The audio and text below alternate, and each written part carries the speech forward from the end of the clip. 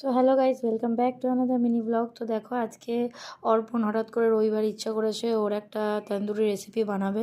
তো সেটারই প্রিপারেশন ও করছিল। দেখো এখানে চিকেন ফিকেন সব ওই কিনে এনেছে, মায়ের জন্য ডিম এনেছিল। তো এখানে দেখো ম্যারিনেশন স্টার্ট করে দিয়েছে। তো এরপরে ভয়েস ওভারটা শুনে নাও কী কী দেওয়া আছে।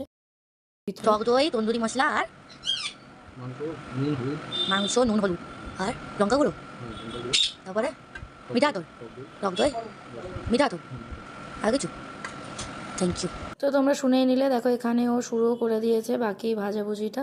এখানে ফ্রাই হচ্ছে আর ওখানে কাইটা বানানো হবে। তো ফাইনালি পুরো জিনিসটা রেডিও হয়ে গেল। দেখো এখানে ও কাইটা আর কি গ্রেভি মতো করেই বানিয়েছিল, রান্না খুব ভালো করে। তো দেখো এখানে সবার রিয়াকশান দেখলেই বুঝতে পারবে কতটা ভালো হয়েছিল। তো এখানে আমিও খেয়ে বলে দিলাম হেভি হয়েছে। সত্যি কথা বলতে খুব দারুণ টেস্টি হয়েছিল।